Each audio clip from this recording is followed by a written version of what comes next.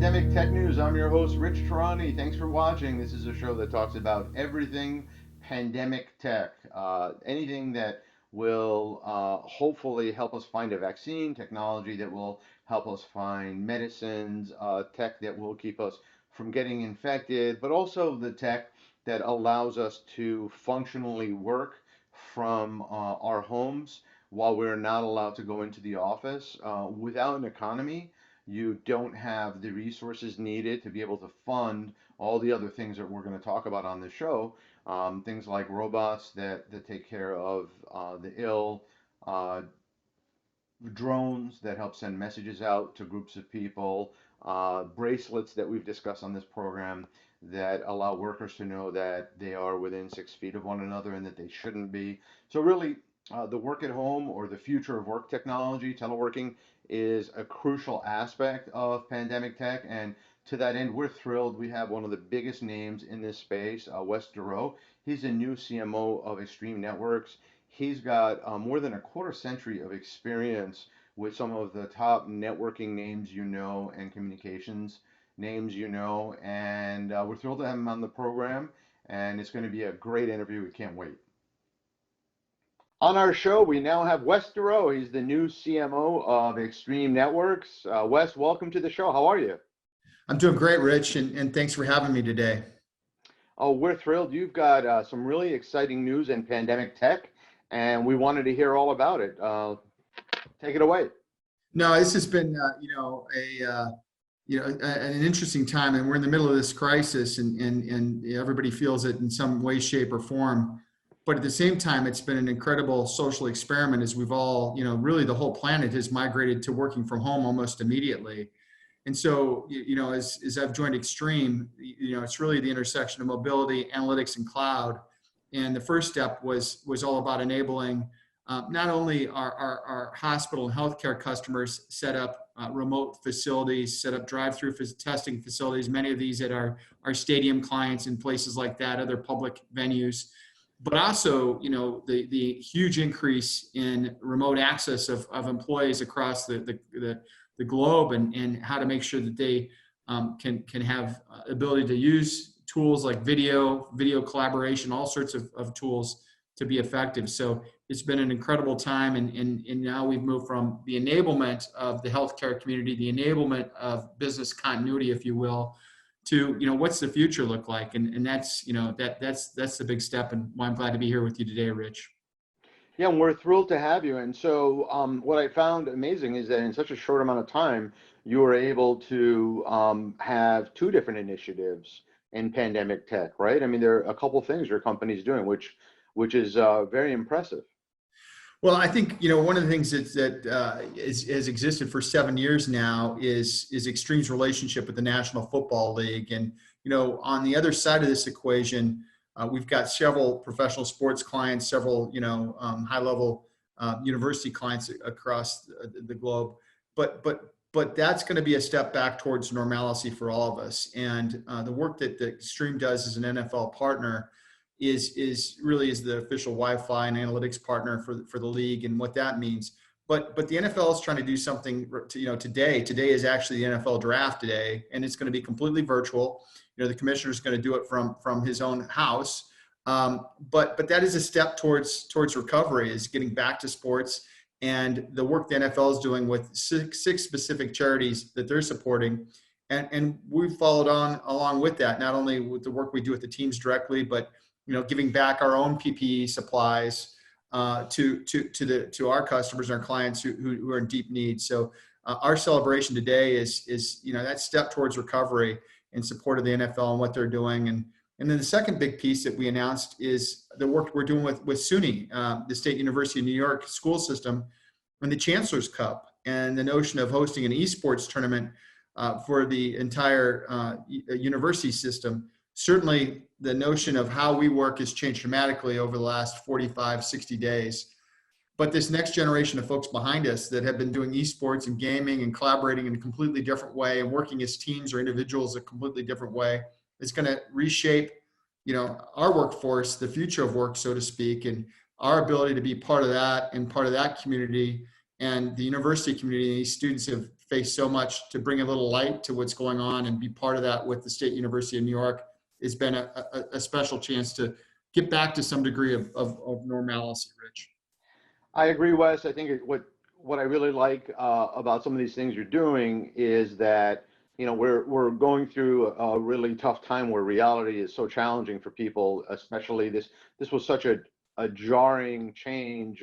People, loved ones losing lives, losing careers, losing livelihoods, and at the same time, the biggest escape coping mechanism that a lot of people have for challenging times, sports, has been eliminated. And so by doing anything to assist to get us through these times and allow some semblance of just the normal life, like you mentioned, getting back, the first step to allowing people to hope that there's light at the end of the tunnel, and to see things other than just focusing on just the terrible news that we see every day when we wake up in the morning until we sleep. What I'm inspired by is the creativity that exists in the world at large. I mean, we've got school districts who are putting wireless access on school buses to bring connectivity to their students, so learning doesn't stop, much to the chagrin probably of some kids who thought they were going to get an early summer vacation, but it really is part of that, and that creativity is important. We certainly have seen it in the healthcare and community sector. I think the other piece of that is when you think about our technology community as a whole, this shift is going to bring us closer to how you ramp up and ramp down services through subscriptions. You've written about that a lot. Certainly the role of zero trust security, what happens there, this intersection of Wi-Fi, V6 and 5G, all those things are going to be somewhat accelerated as we think about the space we're in right now. And I think the other key thing we've tried to do as a response to COVID-19 is really package up how the channel community can go out and support organizations of all sizes. So we've actually extended the financial terms. You can go 6 months, no payment, 0% financing. We've extended how they stay at a certain certified level so they can focus on taking care of the customers they've got. There are new projects that we've seen emerge pretty rapidly. What was once all going to be maybe campus focused. Campus is just going to be something different. Campus now extends to the edge, and you want a cohesive environment there. But this whole thing, how we work is fundamentally engaged. Is going to fundamentally change. We see our training volumes have gone through the roof over the last few weeks. I mean, just through the roof. So we've extended more than 90% of our training was already virtual, but extending class and capability there as people realize this is a time to retool and reskill. So I think there's a lot of creativity going in the marketplace. And that's what I'm excited, the series you put together, and that's why I'm excited to be here today, Rich. Yeah, thanks. And you touched on something that we're noticing, and that is that we've been talking about the future of work for a while, and it seems like we're going to compress 10 years worth of future of work deployments. Hundreds of millions of people right around the world are now using Zoom, right? Their subscriptions have gone through the roof. So, just Zoom as an example. I mean, we've compressed that, where these deployments we were expecting in a decade are now happening within, they happened, but the investment probably is lagging. So within the next couple of years, we're going to see significant investment in companies just getting ready for what's next, between business continuity, which they didn't all have great plans for, and remote working and anything else that they can think of to prepare themselves for situations that are out of their control, like what we're going through now. Yeah, 100%. And, interestingly, we had our quarterly business review yesterday of, 40 of the top execs in the company. Had traditionally, that's something that's traditionally held in person. There's a few people that were, but it was 100% virtually attended. There was no time wasted on a plane. That was time that was allowed to prepare. So it actually went off without a hitch. There was a high degree of engagement. You had to have your camera on, and that's okay. But I think, what you just said is true. We've accelerated a lot of space. A lot of segments have been quickly accelerated. I think on the backside of this thing, there, beyond the move to cloud and subscriptions, that's a given. I think two things are going to emerge. I think first, the supply chain competency that's being developed across the planet, whether it's getting supplies in the right people, people in the right people, food in the right places, all those things, we'll see probably more innovation supply chain wise over these next 6 months than we've seen over the last 6 years.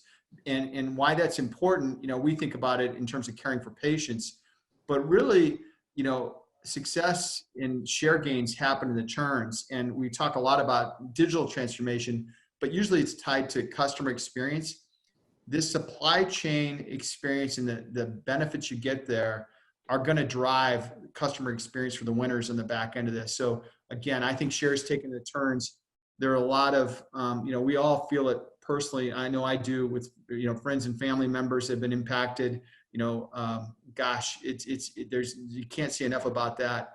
On the flip side, the silver lining is the innovation that's going to come out of this crisis will prepare us forward for the next decade plus. I'm certain of it. Yeah, that and the innovation that's going to help us, things like contact tracing, and there's tremendous amount of AI technology being used right now to find vaccines, to find medicines, technologies. I covered in the first episode of this TV show, Pandemic Tech TV, Tech News TV.